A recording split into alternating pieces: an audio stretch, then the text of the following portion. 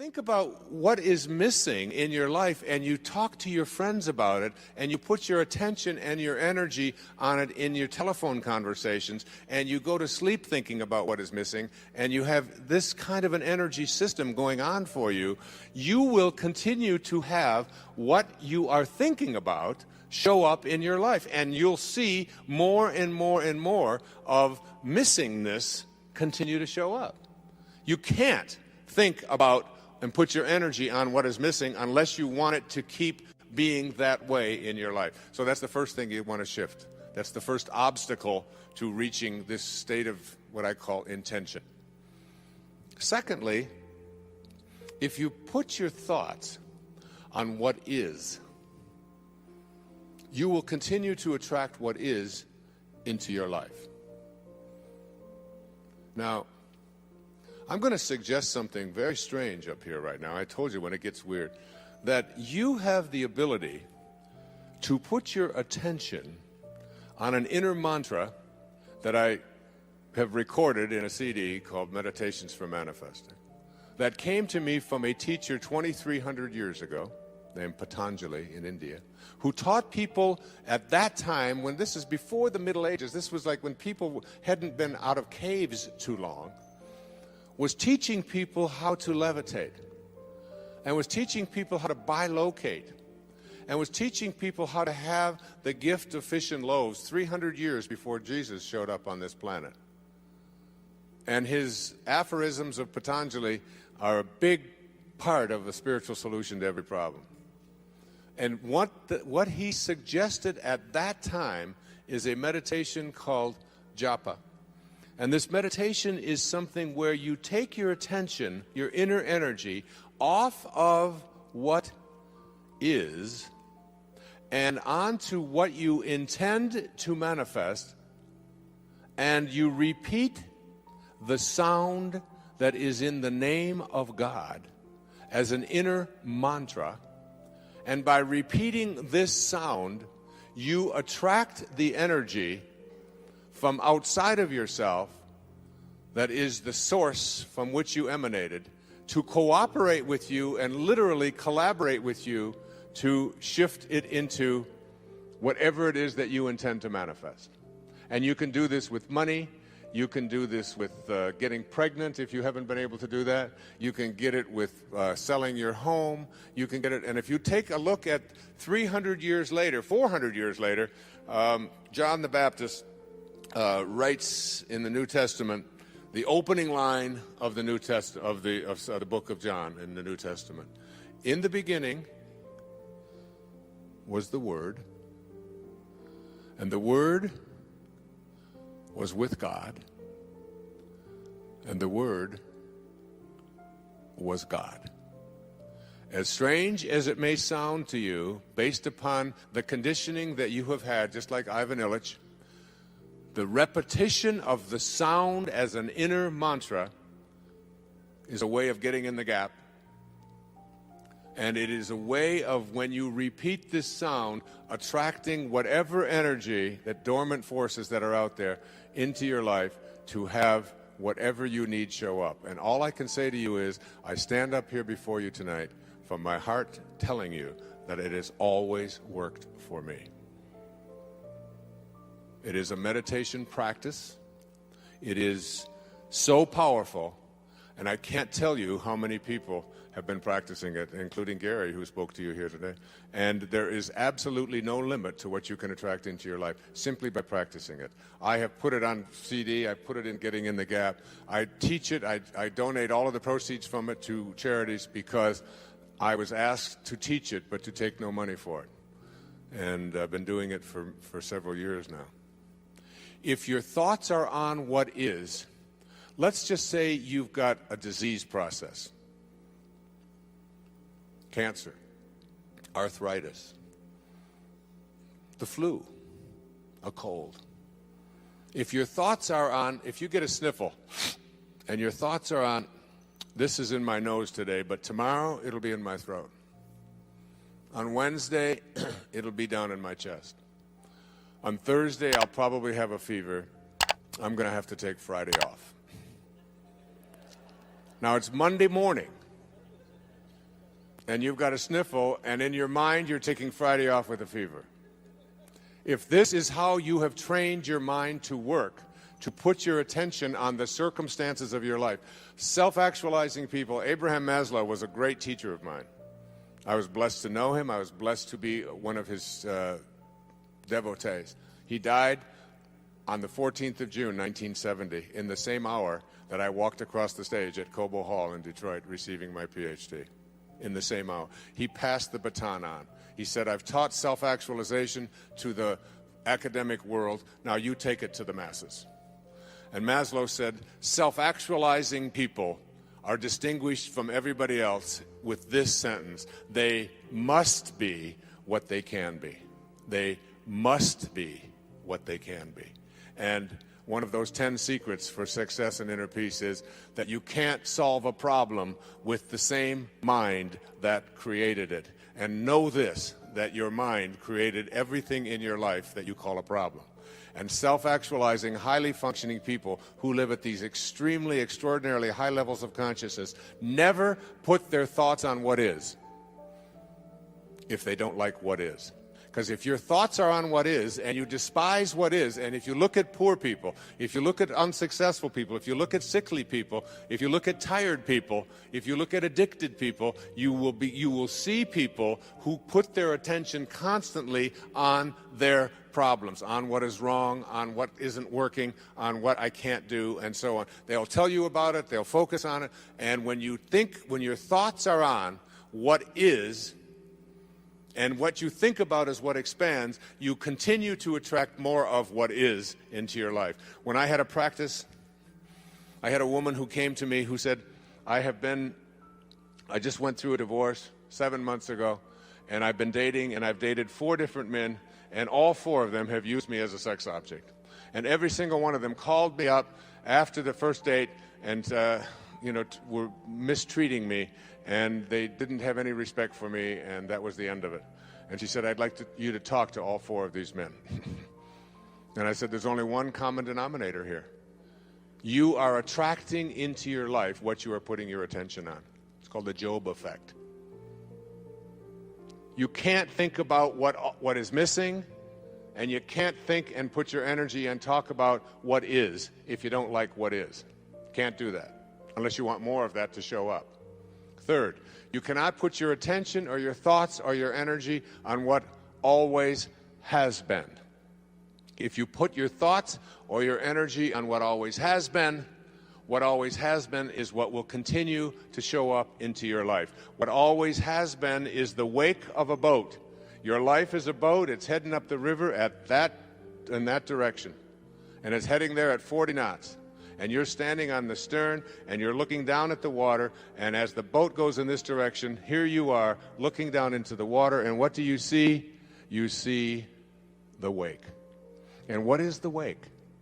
The wake is the trail that is left behind. That's what the wake of your life is. That's what the wake of the boat is. And if you ask yourself the question, what's driving the boat? What's making this thing head in this direction? The answer is the present moment energy that is being generated by the engine, and nothing more is what's making the boat go in this direction. And then if you ask yourself this key question, is it possible for the wake to drive the boat? Can a trail that is left behind make a boat go in this direction? What's the answer? Impossible, isn't it? And so too is it impossible for the wake of your life, the trail that you've left behind, to be the reason why your life is going in this direction. It is not because of anything that has happened back here. That's an illusion that we live under. What has happened back here is a trail. The choices you make in this moment. And if your thoughts are on what always has been, this is the way we've always done things, this is the kind of person I am, I can't change, you can't teach an old dog new tricks, all of those cliches that have become so much a part of our life, if your thoughts are on what always has been, and you despise what always has been, you will continue to attract more of what always has been, even though you despise it. It works that way. So you can't think about what's missing, what is, and what always has been. And it gets worse. You cannot think about and put your attention on what they want or expect for you if you want that to change in your life. And there's no shortage of people who have an opinion about what it is that you should be or shouldn't be or how you should be doing it. Most of these are your relatives. I have a wonderful book in mind to write. It's called Your Friends Are God's Way of Apologizing for Your Relatives. But if I talk to your relatives, they laugh too. So we all have this idea that the reason I'm not getting where I'd like to be, particularly with young people and working with young people over the years, it's because my parents want this, or my parents think that, or my parents won't let me do this. And I always said, well, but why are you so attached to what your parents think? Well, these are my parents, and I have to do it. I said, you can listen to it, you can take it in, but you don't have to embrace it. You don't have to live by that. And certainly when you become adults, when if there are people out there who convince you that you should or shouldn't be doing this or that, then you're going to continue to attract exactly what it is that they have their attention on. So if you put your thoughts on what they want for you, you tell everybody else about how it makes you go from being blissed to pissed just by being in their presence, just by being on the telephone with them. That person, that in-law, that mother, that father, that grandparent, that child, that whoever it might be, is giving you, or even your neighbors or your friends or whomever, your coworkers, are telling you what you should or shouldn't be, and you don't like the advice that they're giving, and you resent very strongly. One of the 10 secrets for success and inner peace says there are no justified resentments. Your resentments are things that destroy you. So if your thoughts are on what they want for you, and what they want for you is something you don't like, you will continue to attract more of and use the attractor energy of the universe to attract more of what they want for you, even though you are upset about it. So here you go. There are 4 things that you can't do with your mind if you want to move into this state of intention that I'll be speaking about tomorrow.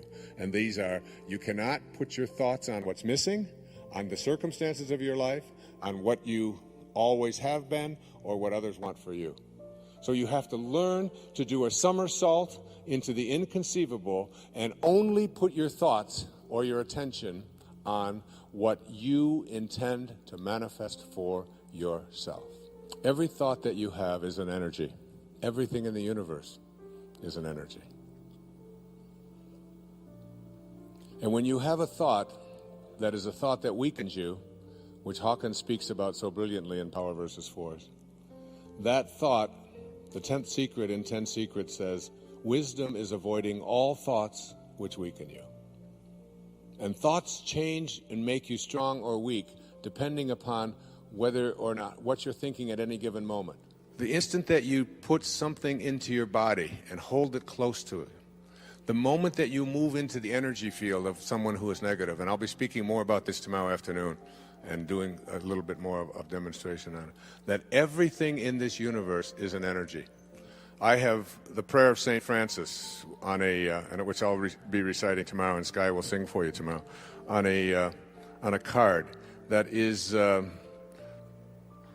produced by a woman who lives in a wheelchair. And also, and all it takes is to be in the energy field. If I had Linda hold this up next to her, it would strengthen her. Just the words. Energy is in everything. And here's one of the most powerful notions about how you move into this area of bringing higher energy to the presence of lower energy in your life to strengthen rather than weaken you. It was on the wall of the ashram where Mother Teresa lived. And it goes like this: if you want to know tonight what to do and what to think and how to bring this energy to you, listen to these words. And put these, as I said, the money that's collected on these goes to a woman who lives in a wheelchair, who has the intention to not be dependent. And you stick this on there, and you know, your children just have to walk by these words. and the energy, it touches and it impacts them. Just like the music, the CD, even carrying it around. It's why I knew that Sky's CD would strengthen rather than weaken. You can take the Prayer of St. Francis, which she sings on there, put that on in your car and play it in a moment of frustration or anguish in traffic, and you know what? You can move the traffic. I know you laugh and you think that that kind of thing is impossible.